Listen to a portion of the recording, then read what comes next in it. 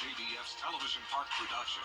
Our mission is to provide local businesses with top quality video and digital content at an affordable price. With decades of experience, our award-winning creative team will guide you step by step through the creative process, resulting in a successful marketing message for your brand. Over the years, we've helped hundreds of local businesses expand their voice. Visit WJBF.com/creative to find out how we can do the same for you.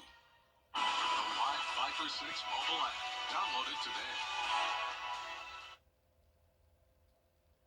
I am happy to report on some very nice weather this week. Temperatures are near average for now. We have a mix of sun and clouds, only stray showers in the forecast. And later on this week, we will see a slight cool down. I'll have all the details, plus a look at the tropics coming up. Right now on News Channel 6 at 6, surveying all this damage from Helene. We are updating you on recovery efforts as your News at 6 starts now. Live from Television Park, this is WJBF News Channel 6 at 6. Good evening, everybody. I'm Brad Means. Thank you for joining us. No matter how you are watching tonight on your television, if you're fortunate enough, on your device, if you're like most of us, we appreciate you. Hope you're safe and sound.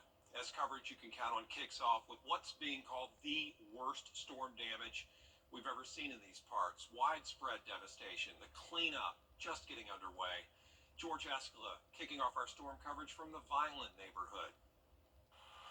Trees on houses, power lines down, debris everywhere. This is Vineland. We did have a shed back here. That's what we use as storage. Completely destroyed, trees everywhere. The storm roaring through the neighborhood, causing unprecedented damage. On the 10 scale, with 10 being the worst, how bad? Out of 15. I mean, this makes an ice storm look normal. This is like nothing I've ever seen with everybody else. It looks like, from what I can see, it looks like something came through here and just tore everything up. So there's trees everywhere you look down. You can see the damage in Vineland. It's harder to see it at its world-famous neighbor, as Vineland butts right up against the Augusta National Golf Club. It's literally right there. So, I mean, I can't imagine it being any better. I'm sure it probably has a lot of damage just as well.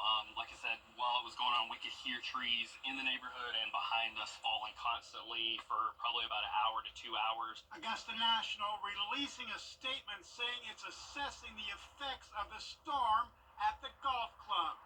A storm that seriously affected its neighbors in Vineland.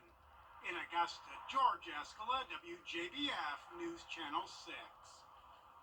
And we do want to let you know that we're awaiting the start of a news conference from Augusta Utilities. Remember, they shut the water off over the weekend, said that it would be 24 to 48 hours before we get water back for most Augustans. That 48-hour window expires tomorrow morning, so we'll see what Augusta Utilities has to say.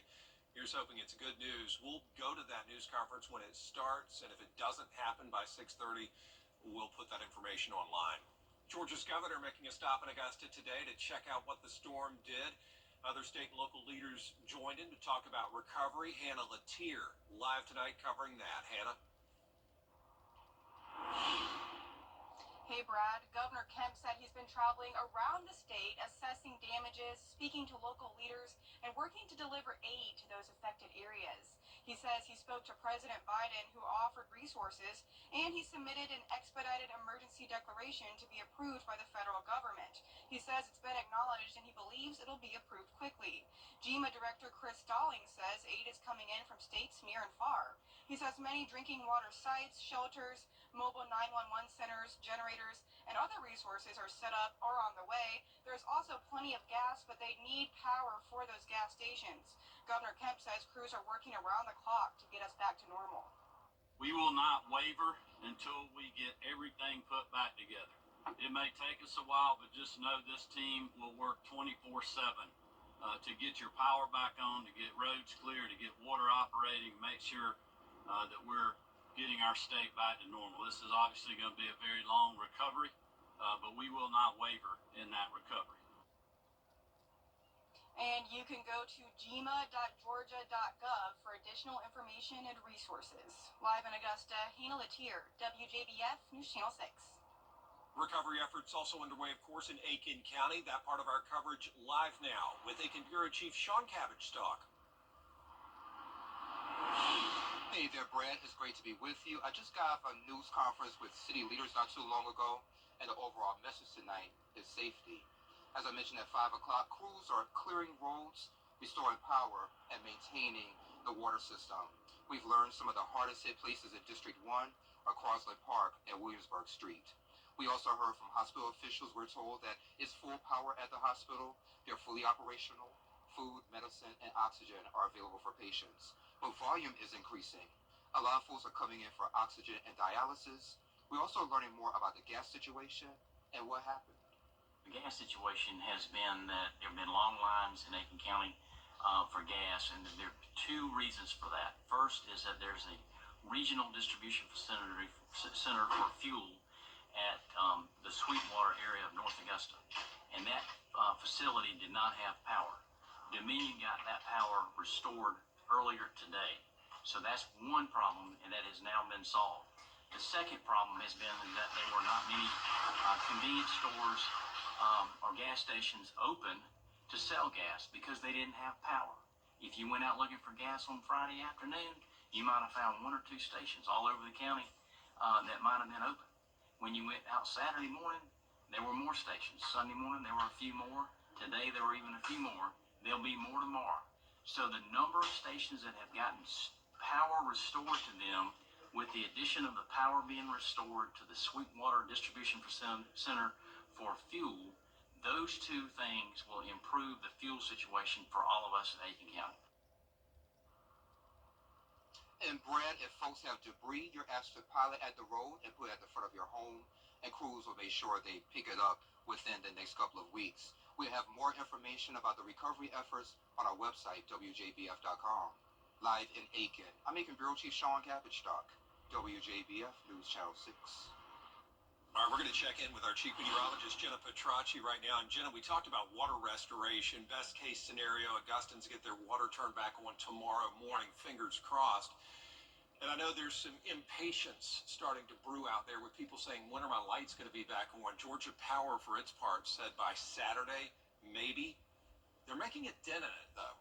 Yeah, definitely. And I have heard that a lot of people that also got that October 5th message have already had their lights turned back on, so that's definitely promising. And you can see here on our bar graph showing those power outages, we are seeing improvements if you've been keeping up with this. Over the weekend, Richmond County was up to 93% of the entire county without power. Now we're down below that 80% mark, so that's definitely promising to see. Check out Jenkins County, only 40% without power.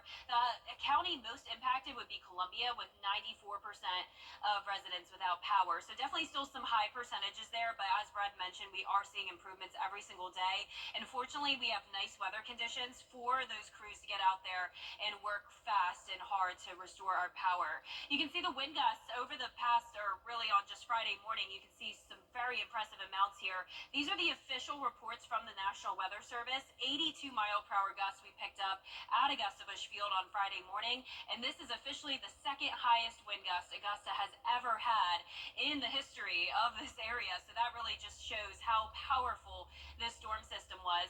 I'm happy to report on very low wind speeds right now, only coming in up to around 10 miles per hour from the southwest. And as for the temperatures, we are right around average, upper 70s through mid 80s.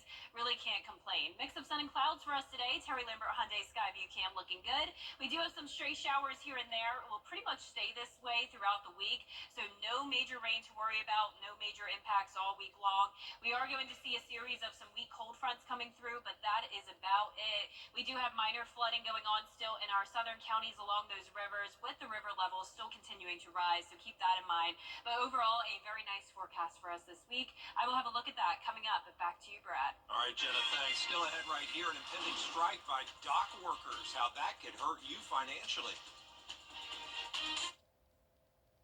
Tomorrow, demonstration and activities begin at 9 a.m. and the walk starts at 10. Visit popwalk.org for details and help fight Parkinson's. Get clear, accurate stories that don't waste your time at WJBF.com. A strike for U.S. dock workers is imminent, beginning tonight at midnight. Melissa Adon has more on what the work stoppage could mean for you. 45,000 union dock workers likely to walk off the job at midnight, kicking off a massive strike that could shut down ports from Maine to Texas. We have to fight for what we rightfully deserve. Let's get a contract and let's move on with this world. The union demanding a 77% wage increase over 6 years and limits on the use of the automation of cranes, gates, and container-moving trucks. The United States Maritime Alliance has responded, offering a 40% pay hike. The imminent strike between the International Longshoremen's Association and the United States Maritime Alliance would impact 14 ports that handle about half the goods shipped in and out of the U.S., disrupting the shipping industry, leading to delays in goods and possible price increases, everything from cars to fresh fruits, machinery, appliances, and electronics. According to Oxford Economics, in all, it could cost the American economy up to $7.5 billion per week. The Port of New York, New Jersey, one of the nation's busiest. New York's governor is preparing. I want to reassure everybody we have been taking countless precautionary steps to speed up the process of unloading these ships and deal with the cargo containers in advance of this, so we're in much better shape than we had been if we had not done this. ABC's Elizabeth Schulze is in Baltimore, Maryland, where the owner of an Asian food warehouse says more than half of the company's merchandise stock will be stalled if the strike happens. The costs and the complete stoppage of inventory coming into the company would have a huge impact on everyone who works here, and most importantly our customers, because they're going to see prices rise, they're going to see products become less available. President Biden saying he does not plan to intervene, which he has the power to do so, saying it is collective bargaining, urging USMC to come to a fair agreement quickly. Melissa Adon, ABC News, Los Angeles. And Jenna back with us talking about clear weather for the cleanup. Yes, so relieved to see a lot of sunshine in the forecast this week, along with a slight cool down later on this week. And we're also tracking the tropics. We have a lot going on there, but it doesn't mean that the CSRA will have an impact. I will have the latest on that when we return. Ready? It's CSRA's favorite news app is now even better with easier access to local news, weather, and streaming video. Download the News Channel 6 mobile app. Now, your most accurate forecast with WJBF Live 5/6. Welcome back. It is a nice start to the work week for us. Here's our Terry Lambert Hyundai Skyview cam outside the station. A little bit of cloud cover, but no rain at the moment. Temperatures in the upper 70s through mid-80s. 82 in Sandersville, 79 in Sparta. Washington, you're at 80 degrees, 82 in Aiken, 83 in Augusta, and 85 down in Allendale. As for satellite and radar, a little bit of cloud cover passing by, a few stray showers trying to develop, but overall, not much rain across the two-state. We do have more scattered showers and storms to the north of us and down in Florida, but luckily for us, we are getting a nice break pretty much all week long. We do have a lot to talk about when it comes to the tropics. I want to get right into it because there is a lot of false information spreading online. I want to emphasize that there are no current threats to the CSRA when it comes to the tropics. Only trust real meteorologists, and we will keep you updated here with the Live Viper 6 weather team. That's who you can trust the most. Be sure to follow all of us on Facebook because we will be posting frequent updates there. And I also encourage you to download the Live Viper 6 app because you could actually see the track from the National Hurricane Center of tropical systems. If they're going to be moving in, you'll see that track because there has been a lot of false tracks being posted and circulating on social media. And I don't want anyone to panic here. I know that it is a sensitive time, and the last thing we want to be worried about is another tropical system moving in. And of course, because of the fact the tropics are so active, that's why this misinformation is spreading so easily. We actually have 3 named storms at the moment, but none of them are going to be an issue for us. Isaac is already a post-tropical cyclone, no worries there. We have Tropical Depression Joyce, which will be out of here by tomorrow. And then we have Kirk, which will be a long-lasting storm, and it could even be a major hurricane, but still not going to be a threat to the CSRA or the United States. Here's the latest on Joyce. Notice it becomes a remnant low by tomorrow afternoon. And as for Kirk, notice it will be a very powerful storm, but there's Bermuda and there's the United States, so it is staying far, far away. And this is essentially a fish storm, so that is what we call it when it's staying out in the open Atlantic. We have 2 more areas to watch, though. One of those is in the Caribbean. Caribbean Sea, low pressure that could become tropical at a 40% chance. This is the one that a lot of people are nervous about, and understandably so, as this does seem to be in the same area as what Helene started as, but that does not mean that it will develop, for one, and if it does develop, it also doesn't mean that it will be a strong storm. So as of now, nothing to worry about there. This will likely develop as well, 90% chance of that, but it will follow the same path as Kirk and stay in the open Atlantic. So I hope that helps to ease your mind a little bit when it comes to the tropics. Tonight at 7 o'clock, we'll see a series of weak cold fronts coming through, a few stray showers in the forecast over the next few days, but definitely nothing significant going on weather-wise. Indoor temperatures staying around average for now. We'll see mid-60s overnight. I know a lot of us want some even cooler temperatures, especially if you're still without power. We will get that as we go into Monday, so still some mid-60s for now, but 60 for next Monday morning. And then after that, notice we will be seeing some cooler temperatures when we get to the 10-day. But tonight we'll see anywhere from around 65 to 68 degrees. Highs tomorrow will be in the mid-80s. And here you can see on the 10-day forecast, we could see an increase in cloud cover and around a 10 to 20% chance of rain because of that low pressure in the Caribbean Sea. And that will be from around Friday to early next week. But those rain chances are very, very low. And then we'll see temperatures go down all the way into the upper 70s next week and our lows in the upper 50s. Now, congratulations to today's umbrella winner. That is Jenny Green from Augusta, Georgia. Jenny, you can pick up your umbrella here at the station and sign up to win yours on WJBF.com. And we'll be right back. Hey, Blooper, partner of the Atlanta Braves. You can't always choose the way, but you can choose your weather app. Go with the most accurate and most trusted, the Live 536 mobile app. Download it today. NBA legend and Hall of Famer Dikembe Mutombo has died after a battle with cancer. ESPN's Malika Andrews has more. Every blocked shot by Dikembe Mutombo knocks it down his throat. would be punctuated with a simple wag of his finger. Mutombo terminates it. The man dubbed the King of Africa will be remembered not only as an NBA defensive legend, but also a humanitarian hero. What I'm doing is just setting an example, not just for the African, and also for anybody that playing sport or grow up becoming successful, that I feel that we do have an obligation to give something back in the place that we came from. In 1987, as a 21-year-old, Mutombo moved from what is now the Democratic Republic of Congo to the United States and played at Georgetown for Hall of Fame head coach John Thompson. Paired with 6'10" Alonzo Mourning, the 7'2" Mutombo stifled offenses, led the nation in blocks as a sophomore, and earned at least a share of 2 Big East Defensive Player of the Year awards. With the 4th pick in the 1991 NBA draft, the Denver Nuggets select Dikembe Mutombo from Georgetown University. That's when his finger wag first appeared.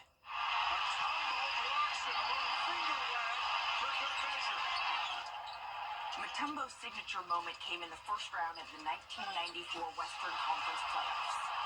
Facing the Seattle Supersonics, who owned the league's best record, in the deciding game, Mutombo pulled down 15 rebounds and added 8 blocks in an overtime victory. Embraces the ball and the unlikely upset. One of the great upsets in NBA playoff history. Over the next 7 seasons, he earned a quartet of Defensive Player of the Year awards and led the league in total rebounds and blocks 4 times. Following his retirement in 2009, Mutombo joined the 2015 Basketball Hall of Fame class. But his greatness, it wasn't limited to just the score sheet. In 2009, he opened a $29 million hospital in his country's capital city of Kinshasa, where 7.5 million people live in poverty. Mutombo became one of the leaders for NBA Africa, a grassroots program designed for player development and infrastructure on the continent. People in Congo was able to see the brand new hospital, the brand new school that was built for the kids because of the game of basketball. Sport didn't just give me a gift of talent to block shot. It allowed me to connect to the rest of the world. and to go and make a difference. And that's what we are doing. It's Heinrich's first ever 70% off super sale. 70% off ladies' casual on sweaters, quilted jackets, vests, and teddy fleece, jewelry, all 70% off. Same for men's flannels, thermal tops, and corduroy pants. Ladies select sleepwear and slippers, bear traps, and Pierre Dumas boots, and ruby rope coordinates, all 70% off. Join Heinrich's first ever 70% off super sale. They're Friday and Wednesday at 7 on News Channel 6. Coverage you can count on. The final check of your 10-day forecast. Just going with a 10% chance of rain for now. High of 85 over the next 3 days. Lows in the mid-60s. Cooling down to 80 on Sunday. 20% chance of rain over the weekend. A little bit more cloud cover. 20% into early next week. Temperatures all the way down into the upper 70s for highs next week. Upper 50s for lows. Brad? All right, Jenna, thanks. Hey, if you're convinced your house is haunted, the folks at Ring Camera want to hear from you. Catch some paranormal activity on your home security system, and you could get a big payday. To commemorate spooky season, Ring is holding a competition that will award $100,000 to the person with the most compelling paranormal activity caught on their Ring device. And just a programming note, everybody, we are awaiting the start of a news conference. The City of Augusta is set to give us an update on recovery and restoration efforts throughout the CSRA. I can tell you that the water situation is probably at the forefront of everybody's minds as the City of Augusta had to shut off our water yesterday morning and then said it would be turned back on in 24 to 48 hours. Well, that 48 hours, by my count, is going to expire sometime around mid-morning, late morning tomorrow. And so I hope that this news conference is an opportunity for the city to let us know that they are still on track to get our water back on. As far as electricity, we mentioned this during the newscast. Georgia Power, for its part, covering the greater Augusta area, has said that they hoped to have all of the lights back on, most of them anyway, by Saturday.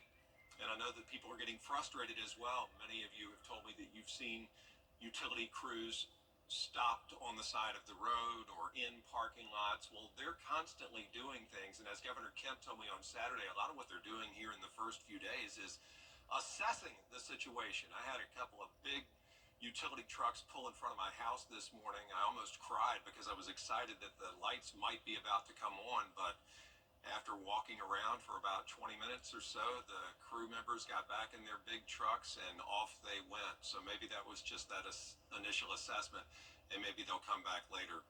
What about helping us clean up all this debris? It seems like we will never clean it all up. Have you looked around town? We're not supposed to be out and about, but if you have ventured out there, you know that it's an absolute hellscape. Debris everywhere.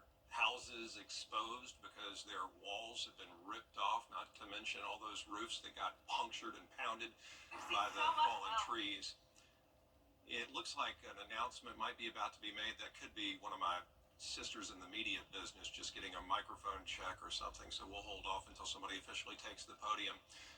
But yeah, the National Guard is here to help with that cleanup. Governor Kemp dispatched initially about 175 guardsmen and women to come down here. I made a huge mistake yesterday and tried to drive down Walton Way, and in many parts it was unrecognizable, first of all. Just